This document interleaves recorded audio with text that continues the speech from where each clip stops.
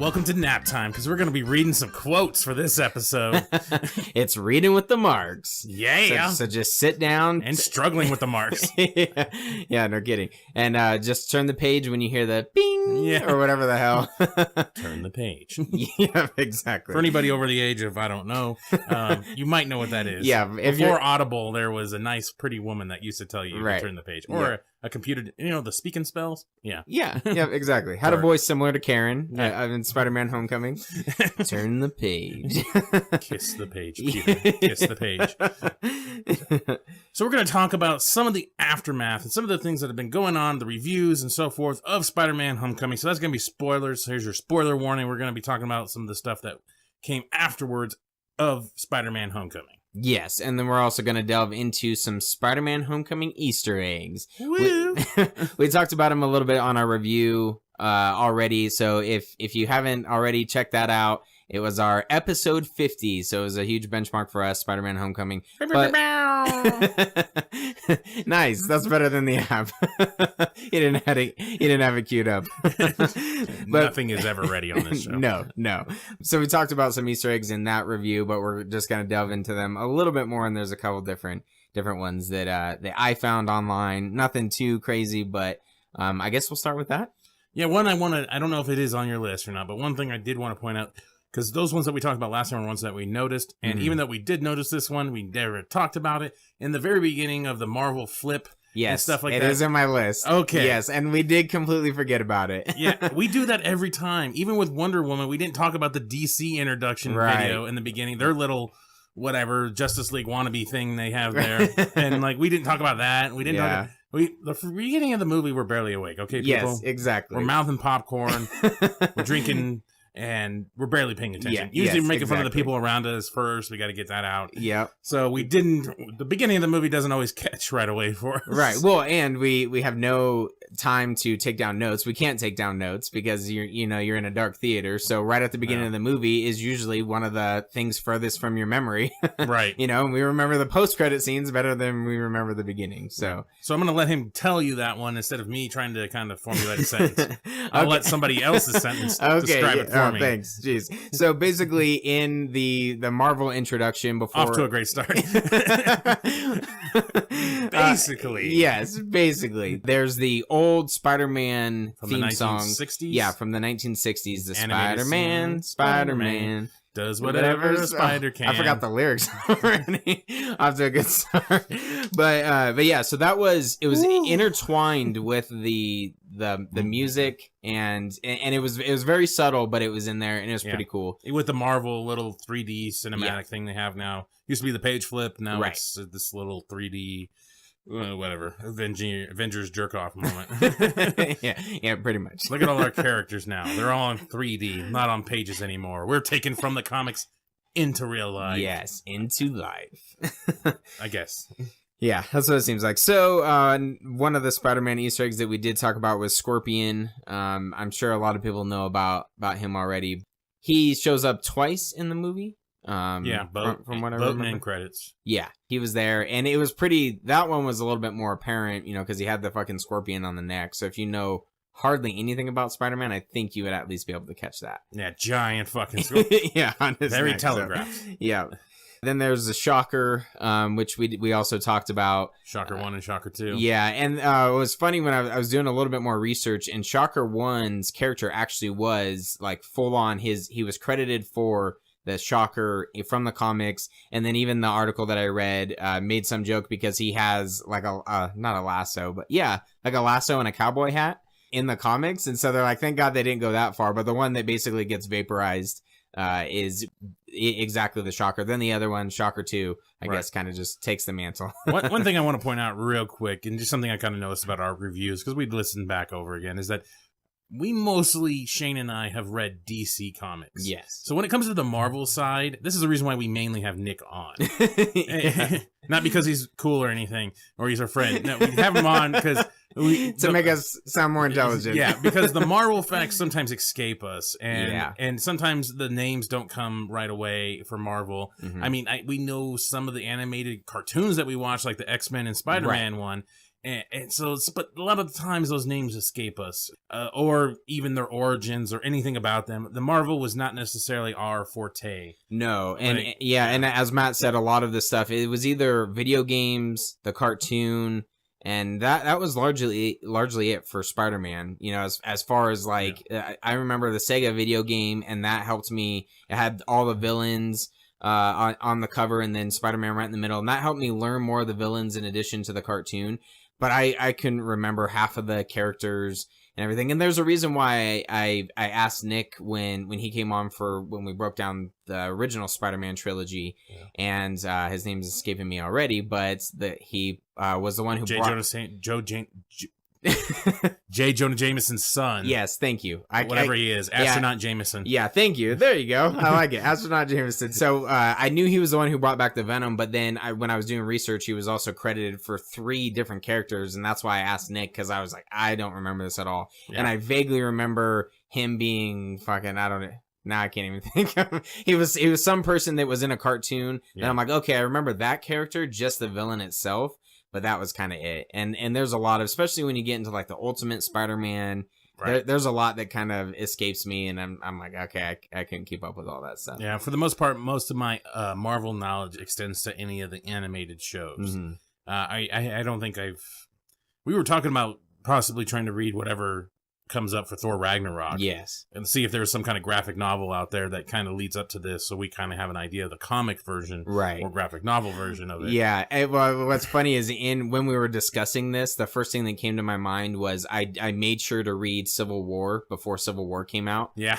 And I was like, oh, I'm a little disappointed because the graphic novel is phenomenal. It is. I highly recommend it. It's so awesome, so well done. The Punisher has some great lines in it, and it's just way different. And then when you watch the movie, and you're like, whoa, it just wasn't what I was expecting. And obviously, you can't, like, that's so tough for a studio to be able to do. And I knew that, but I was just expecting so much more. So when we were talking about doing Ragnarok, I was like, oh, this could be good or bad. See, I had something similar to me happen. I know this is going way off subject, but that's what we do on Comic Movie Marks. Exactly. We don't have a format. I typed out a format, we don't have one. Right. But I had this happen to me with Iron Man 3. Mm-hmm. I had no idea who the Mandarin was. Okay. Going into this. That's right. Okay, I remember this. Going into this, I was like, the Mandarin? Who the fuck is the Mandarin? Like, I had no idea who that was. I looked it up. I did a bunch of research on the Mandarin. I'm like, sweet. And they updated it for, the times that we're in now. It doesn't have to be a dude with a Fu Manchu and all that shit. Yeah. This is awesome. We're going to have a cosmic supervillain against Iron Man. Oh, yeah. Not just a dude in another iron costume. Right. Another iron suit like the first two. Yeah. We're going to have a cosmic being, like a guy with some serious fucking power. Oh, yeah. Yep, in this movie. And a terrorist, and, so he pushes the lines a little bit. Right. If you go back to the original Iron Man 1. Oh, yeah, and then we even had that, we saw that in the Iron Man 1. In our Iron Man review, there's the talk about the 10 Rings. Right. The 10 Rings organization. So I was, like, stoked for Iron Man 3. I was pumped because I was like, this is fucking awesome. We're going to get an awesome supervillain. And then they pulled that bullshit, and everybody can talk about, oh, it was such a great thing. It was something no one was expecting because it fucking sucked. That's why no one expected it. Right. I fucking hate Iron Man 3, and there's so many other issues with it. And it just pissed me off. Yeah, that's just the tip of the iceberg, but that's one of the biggest ones because the build up I remember in the trailers. Not to go too far off into Iron Man, but I remember the trailers for Iron Man Patriot. 3.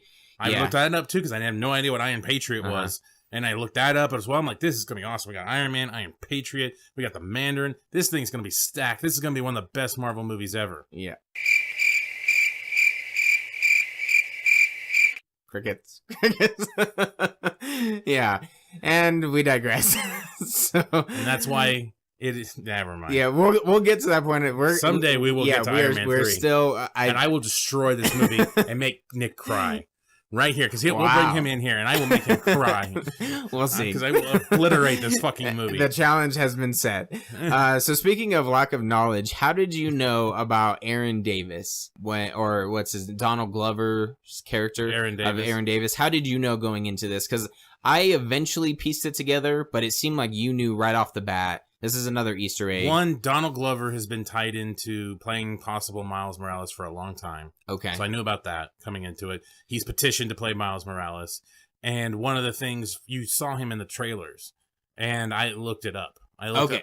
looked up his name. Yeah, that's kind of what I was getting at, because unless you know his name before going into it, it is kind of hard to piece together, because he just mentions his nephew, and that's something that you could totally pass over if you didn't really know, a whole lot. Mhm. And so, yeah, that was another Easter egg, basically, is that Aaron Davis, which is Donald Glover, Is Aaron Davis. Is Aaron Davis, yes. And his nephew is Miles Morales, and so that was kind of a pretty cool Easter egg.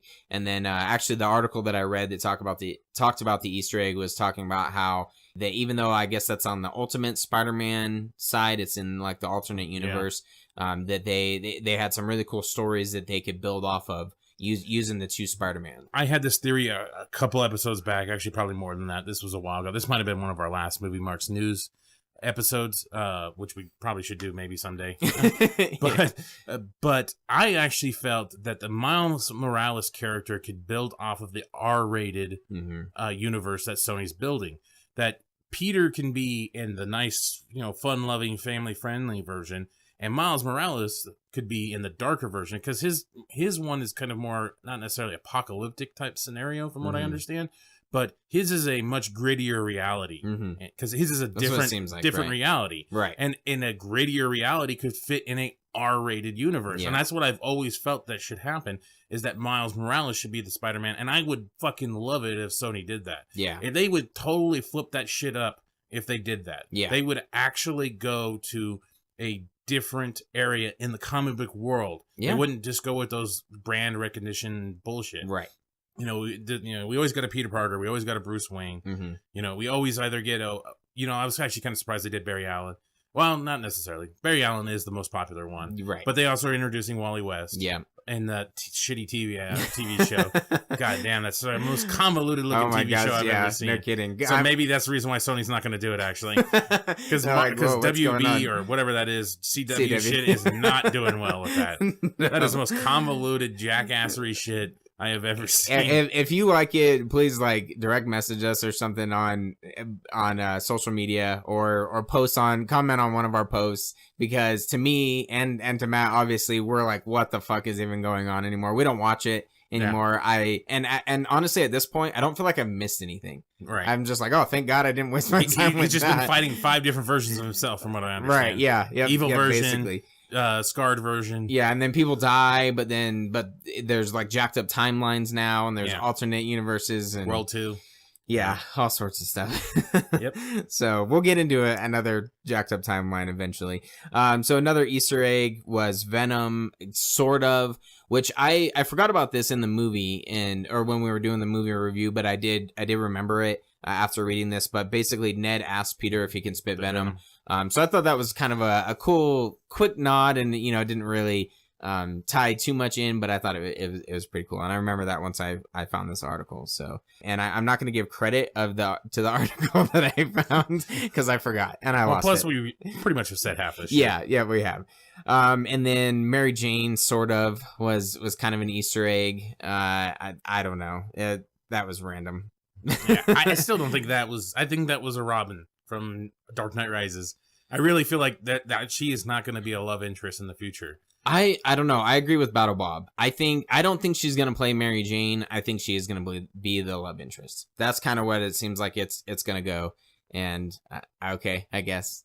I don't really know what to say on that, but I don't think they would have done so much. What it kind of seems like to me, and I don't remember if we spoke about this either off recording or when we were recording with Battle Bob, but it seems like that they were trying so hard to cover up that she was Mary Jane that they said, we'll just change her name to Michelle. And then people go, oh, okay, I guess she's not Mary Jane. Because remember, she was rumored a long time ago. Right. And then to kind of flip it again, they added that scene where she says, oh, my friends call me MJ, but I don't have any friends. Like that kind of thing. So I feel like it was just such an overthought piece to this whole thing. Just fucking make her Mary Jane, damn it. I don't know. I don't get it. Well, I still think her personality and her character just doesn't fit for the Spider-Man verse. I don't need her to be white and redheaded and all that, but she just still needs to have some reasonable connection with him, right? Not stalker or whatever she was. That failed in the Amazing Spider-Man. Just because it's a chick stalking doesn't make it much better. You know? Right. And she's like a social justice warrior and shit, like having to remind people that the Washington Monument was made by slaves or some Right. shit like that. And she always wants to be that nonconformist type character. I just don't see how anybody could care about that character other than being possible comic relief. Yeah. That I think that's basically know. I don't know how it, you can see that as a love interest. Yeah. I don't. I don't know. So then the Iron Spider suits, which a lot of people knew about. The Iron Spider suit looked so different to me, so I wasn't really thinking this was the Iron Spider suit, but after reading all these different things, and we did our review with Battle Bob, and he was like, yeah, that's the Iron Spider suit. So I'll be excited if that shows up in Infinity Wars. I think that'll be sweet. And then just kind of the last interesting thing. These were just the most interesting things that I found. And my friends actually told me about this over the weekend. It is still technically the weekend as of recording.